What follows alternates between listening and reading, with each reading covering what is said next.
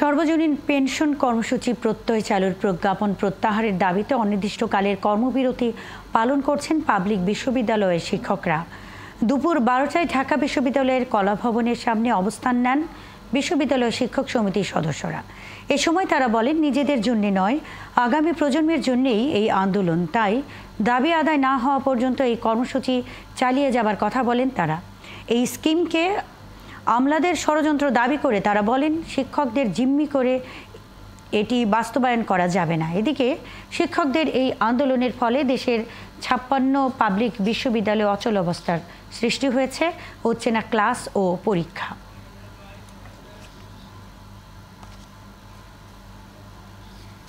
স্বার্থগোষ্ঠী আমাদেরকে এখানে ইনক্লুড করলেন, এই শিক্ষকদেরকে করলেন।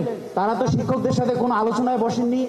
তারা এই স্টেক হোল্ডারদের সাথে কোনো আলোচনা না করেই একটি সুস্থ সুন্দর যে পেনশন ব্যবস্থা আমাদের ছিল সেটিকে রহিত করলেন এবং প্রত্যয় স্কিম চালু করলেন।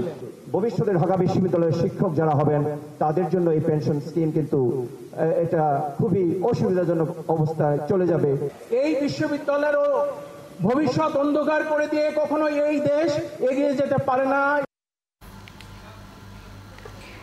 শিক্ষকদের কর্মবিরতির খবর রাখছেন সহকর্মী সাজিদ সরকার। আরো খবর নিয়ে তিনি আমাদের সঙ্গে যুক্ত হচ্ছেন।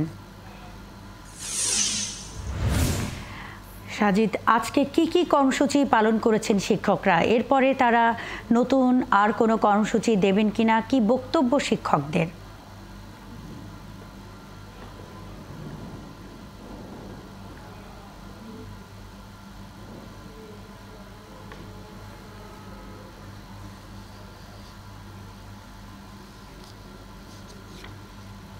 ঢাকা বিশ্ববিদ্যালয় শিক্ষক সমিতি তারা কিছুক্ষণ আগে তাদের যে সমাবেশ ছিল, অবস্থান কর্মসূচি ছিল, সেটি বন্ধ করে শেষ করেছেন, আজকের মতো শেষ করেছেন। তবে তাদের যে কর্মবিরতি ছিল সেই কর্মবিরতি চলমান রয়েছে। তারা বলছেন যে তাদের যে দাবি প্রত্যয় স্কিম বন্ধ সহ যে 3 দফা দাবি, সেই দাবি না মেনে নেওয়া পর্যন্ত তাদের এই কর্মবিরতি চলবে। একই সাথে কিন্তু সারা দেশের 35টি বিশ্ববিদ্যালয়ের শিক্ষকরা কিন্তু একই আন্দোলন করছেন এবং কর্মকর্তা কর্মচারীরাও কিন্তু আন্দোলন করছেন। আমরা এই মুহূর্তে রয়েছি ঢাকা বিশ্ববিদ্যালয় কেন্দ্রীয় গ্রন্থাগারের সামনে। সেখানে আমরা দেখছি যে কর্মকর্তা কর্মচারীরা তারাও কিন্তু সকাল থেকে নানান কর্মসূচি পালন করছেন এবং তারাও অবস্থান নিয়ে আছেন। শিক্ষকদের মতো তারাও তাদের দাবি যে প্রত্যয় যে স্কিমটি রয়েছে সেই স্কিমটি যে প্রজ্ঞাপন দেওয়া হচ্ছে সেই প্রজ্ঞাপন বাতিল না হওয়া পর্যন্ত তারা আন্দোলন চালিয়ে যাবে। আমরা একটু তাদের সাথে কথা বলে আসতে চাই। এখানে যারা কর্মকর্তা কর্মচারী রয়েছেন, আপনাদের যে দাবিগুলো সেই দাবিগুলো আমরা শুনেছি, এখন আপনাদের আসলে পরবর্তী পদক্ষেপগুলো কি? ধন্যবাদ আপনাদেরকে। আসলে পরবর্তী পদক্ষেপ মাননীয় প্রধানমন্ত্রীর কাছে আমাদের অনুরোধ, যখন থেকে আমাদের দাবিটা মেনে নিবে তখন থেকে আমরা আমাদের অফিসিয়াল কার্যক্রমে চলে যাব। কারণ আমরাও রাজপথে থাকতে চাই না, আমরা আমাদের কর্মকাণ্ড বন্ধ রেখে বাইরে থাকতে চাই না। আমরাও চাই প্রতিনিয়তই অতীতের মতোই শিক্ষার্থীদের সর্বোচ্চ সেবা দেওয়ার জন্য।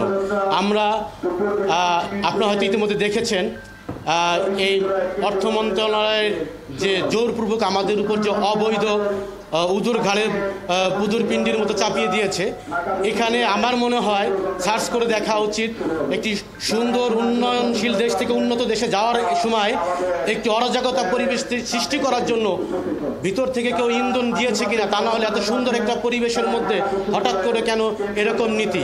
সুতরাং আমি মাননীয় প্রধানমন্ত্রীর কাছে আবারও বলবো, আমাদের ঢাকা বিশ্ববিদ্যালয় সহ বাংলাদেশের 35টি সরকারি বিশ্ববিদ্যালয় আজ রাজপথে নেমে এসেছে, কর্মবিরতিতে গিয়েছে। আমরা আমাদের কর্মে ফিরে যেতে চাই। দয়া করে আমাদের দাবিগুলো মেনে নেন এবং আমাদের পে স্কেল দেন।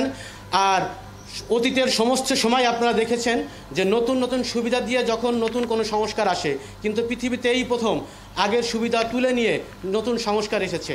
হয়তো নতুন করে কিছু মানুষ ভুল বুঝিয়ে নেত্রীর কাছে ফাইল উপস্থাপন করেছে। আমি বিশ্বাস করি বঙ্গবন্ধুর তনয়া জননেত্রী দেশরত্ন শেখ হাসিনা কখনোই এই ফাইলকে গ্রহণ করবে না, তিনি আমাদেরকে মেনে নেবে। আমি আপনাদের 71 টিভির মাধ্যমে আমি জানাতে চাই, 2007 সালে অবৈধ তত্ত্বাবধায়ক সরকারের সময় সেনাবাহিনী কিন্তু এই ঢাকা বিশ্ববিদ্যালয়ে আক্রমণ করে তারা টিকতে পারে নাই, তারা এখান থেকে ছাড়তে বাধ্য হয়েছে। ঢাকা বিশ্ববিদ্যালয়ে সমস্ত শিক্ষক কর্মকর্তা যখন নেমেছে এবং ঢাকা বিশ্ববিদ্যালয়ের শিক্ষার্থীরাও আমাদের সাথে আছে।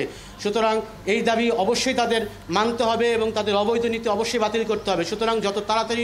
সাজিদ সরকার, আমরা শুনছিলাম আপনি আছেন সেখানে।